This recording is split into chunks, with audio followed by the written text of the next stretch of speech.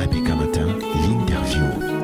Je vous le disais, Sidonie Fika reçoit ce matin le docteur Louis-Marie Cagdeux, deuxième vice-président du SF, consultant permanent ABK Radio et docteur en économie. Bonjour docteur Louis-Marie Cagdeux et bienvenue sur ABK Matin. Bonjour Sidonie, bonjour à nos aimables auditeurs d'ABK Radio et bonjour à tous les amis en studio. La filière cacao, docteur, nous intéresse avec le prix du kilogramme de fèves de cacao qui atteint 2520 francs CFA au Cameroun. Docteur Louis-Marie Cagdeux, est-ce un motif de fierté lorsqu'on sait que le cacao camerounais a été pendant longtemps catalogué et traité comme étant un cacao de mauvaise qualité par rapport à ceux de la Côte d'Ivoire et du Ghana, par exemple? Objet de fierté, je ne sais pas. Vous voyez que j'ai beaucoup d'embarras à répondre à cette question parce que nous fonctionnons dans un contexte où l'écart était devenu la norme, tellement on s'était écarté de la norme que au moment où l'on revient un peu vers la norme, les gens nous poussent à célébrer. Voyez-vous, dans le secteur du cacao et des produits de rente, l'incompréhension, c'est déjà que ce soit l'acheteur qui fixe le prix. Et partons de là pour que nos auditeurs nous comprennent très bien, c'est anormal que ce soit l'acheteur qui fixe le prix. C'est-à-dire que vous n'allez pas à la boulangerie décider de combien vous allez acheter le pain. Vous n'allez pas aussi au marché décider de combien vous allez acheter une voiture ou bien de combien vous allez acheter vos habits. Ce sont les producteurs qui fixent leur prix. Donc, la chose anormale, c'est que jusqu'ici, c'est l'acheteur qui décide de combien il achète le cacao, ce qui doit changer. Et donc, il y a à ce sujet un véritable problème au niveau africain et qui explique le fonctionnement colonial dans lequel nous sommes. Et ce fonctionnement colonial dans lequel nos gouvernements ne veulent pas sortir.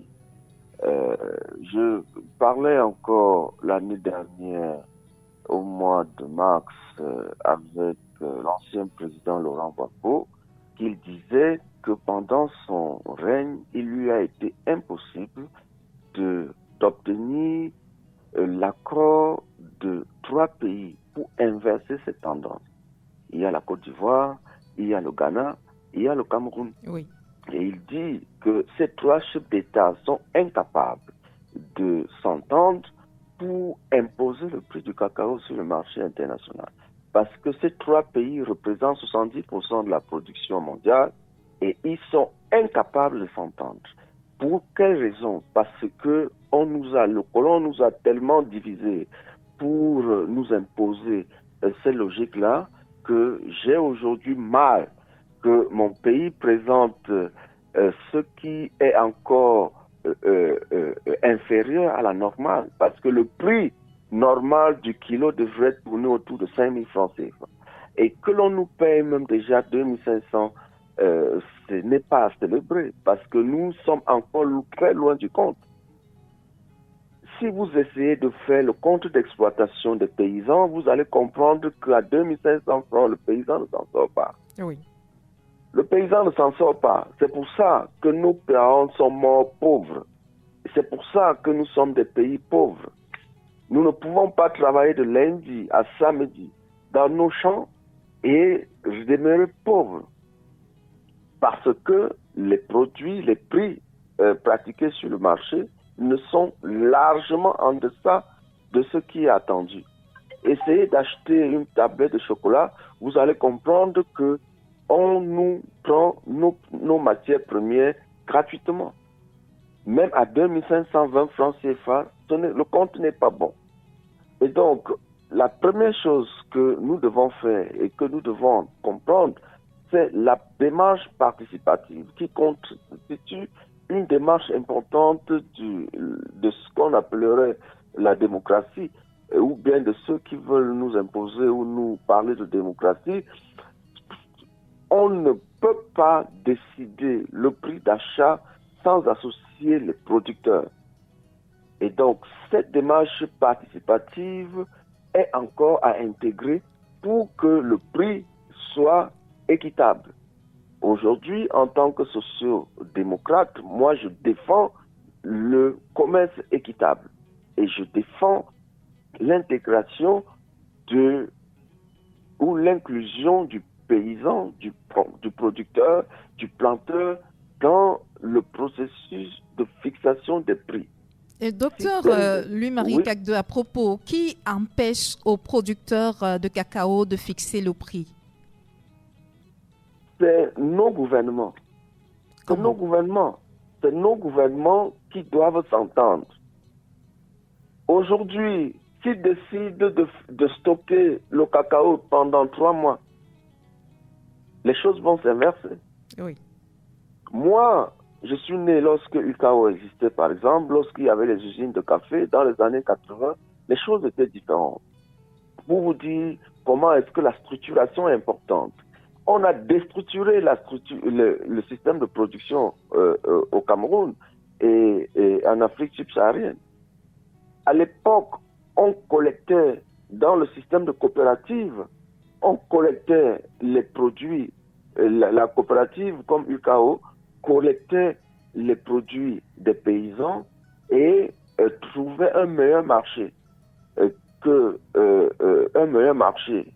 Et donc, c'est à l'issue de ces ventes-là que UCAO redistribuait de façon équitable les fruits de la production. Oui. Donc, on ne savait pas, on ne pouvait pas déterminer à l'avance combien le cacao, le café était vendu. UCAO revendait au marché au bon prix et redistribuait aux paysans. Ce qui permettait déjà que les choses se passent bien.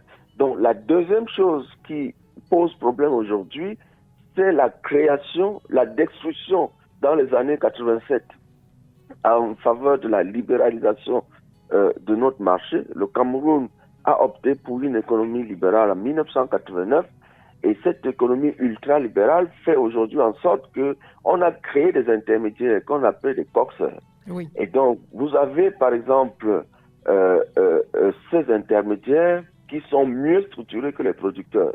Et à la tête de ces entreprises-là, vous avez des gens comme les Ndongo Isomba ou les Tekla qui sont des milliardaires sur le dos des producteurs. Oui. Et donc, pendant longtemps, le prix du cacao était bas parce qu'il y avait les intermédiaires qui gagnaient près de 100% sur le prix. D'aucuns disent aujourd'hui que c'est la disparition d'un de ces intermédiaires, à savoir Ndongo Isomba, qui fait en sorte que les prix explosent un peu. Vous comprenez un peu, c'est anormal. Oui. On ne peut pas, dans un pays qui se repose essentiellement, si vous regardez la structure de l'économie camerounaise, qui se repose essentiellement sur l'agriculture, permettre à maintenir 2 choses. 1, le système colonial impérialiste, ultralibéral. 2, le système des intermédiaires. Et ça, c'est avec la complicité de l'État. De l'État qui a créé la chaîne des intermédiaires et qui entretient la chaîne des intermédiaires ou des coopteurs qui s'enrichissent à la place des producteurs. Oui. Et donc, il faut supprimer tout ce qui est intermédiaire pour permettre que les coopératives de producteurs soient directement connectées au marché. Pourquoi est-ce qu'on doit créer des gens qui viennent collecter et donc ils vont se sucrer sur le marché pendant que les producteurs sont pauvres? Et donc, je ne suis pas du tout satisfait par les prix pratiqués aujourd'hui parce que entre les prix réels sur le marché et les prix attribués aux producteurs, il y a toujours un gap béant. Oui. Rien n'empêche les coopératives d'aller directement vendre leurs produits sur le marché. rien n'empêche les coopératives d'exporter leurs produits. Rien, mais strictement rien. Mais la chose qui empêche, c'est l'État du Cameroun. C'est l'État du Cameroun qui est complice et c'est l'État du Cameroun qui entretient à travers quelques pontes du régime et des gens qui reçoivent des commissions, des rétrocommissions de ces actions-là. C'est l'État du Cameroun donc qui organise l'exploitation des paysans, ce qui n'est pas normal. Et quelquefois, je dis que l'État du Cameroun colonise ses propres populations, ce n'est pas normal.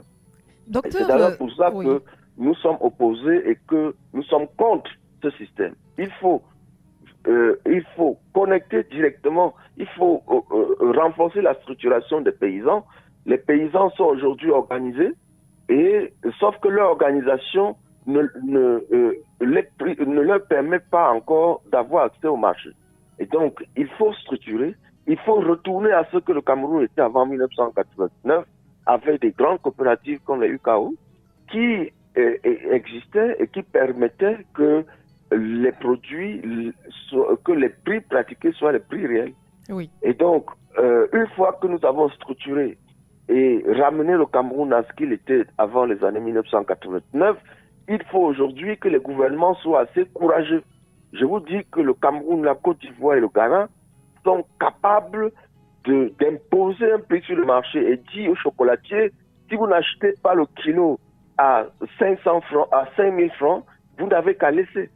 Or, c'est maintenant qu'il faut le faire parce que la Chine est entrée dans la production du cacao. Bientôt, vous allez comprendre que l'essentiel du cacao est produit en Chine. Et en ce moment-là, nous n'aurons plus cette capacité d'avoir le rapport de force nécessaire pour faire profiter nos populations. Les Chinois sont en train de produire maintenant, ainsi que beaucoup d'autres pays asiatiques. Ils ont lancé les premières exploitations et il faut se dire que d'ici quelques années, nous allons perdre la main.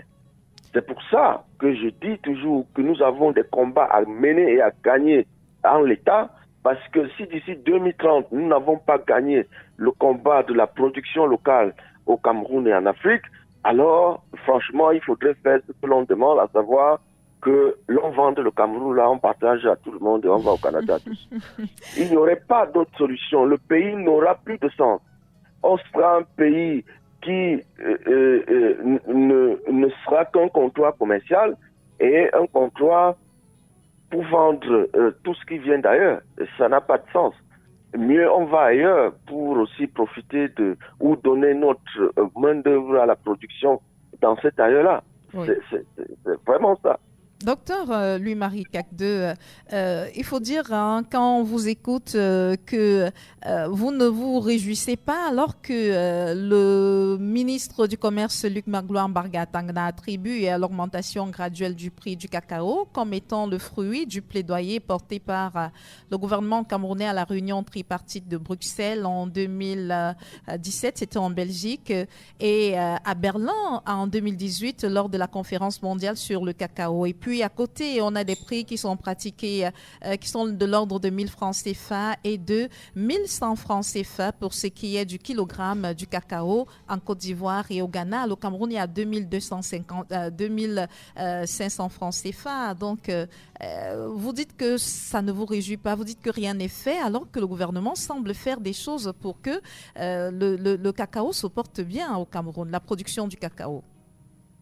Deux réactions. Oui. La première, c'est que tout ce que vous faites dans la logique coloniale est contre nos populations. C'est-à-dire, vous n'allez pas améliorer un système colonial, vous n'allez pas améliorer un système impérialiste, vous n'allez pas améliorer un système capitaliste. Et donc, il faut purement et simplement faire la rupture. Il faut sortir de là pour libérer nos populations, pour autonomiser nos populations et pour nous permettre d'avoir notre souverainisme économique. Oui. Et donc, ça, je suis complètement contre cette approche de l'État du Cameroun, du gouvernement camerounais actuel. La deuxième chose, c'est qu'il fait de la propagande. Il se passe simplement qu'au Cameroun aujourd'hui, il y a ce qu'on appelle des centres d'excellence. C'est-à-dire qu'en Europe, on a tellement crié sur la tête des chocolatiers pour le cas de la France, par exemple, ils sont venus au Cameroun créer des centres d'excellence pour améliorer la qualité du cacao et donc améliorer les prix. Oui. Et donc, c'est ça qui explique aussi que les chocolatiers, dans une mouvance qui prend de plus en plus de l'ampleur, notamment en France, avec ce qu'on appelle le commerce équitable, les chocolatiers ont lâché un peu de l'Est.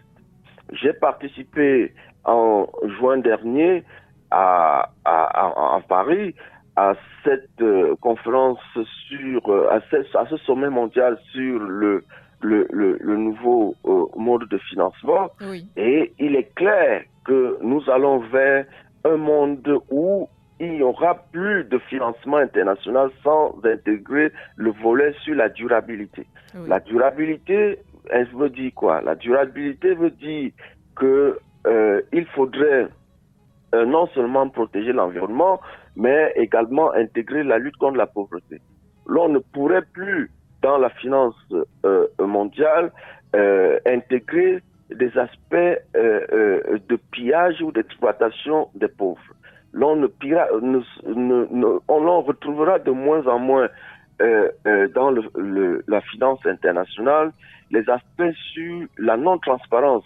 La non-transparence sur, par exemple, la structure des prix des produits pratiqués à l'international. Et donc, les matières premières vont de plus en plus intégrer le producteur dans le système de calcul. C'est la logique inclusive. Oui. C'est ça, la durabilité, dans son sens plus large.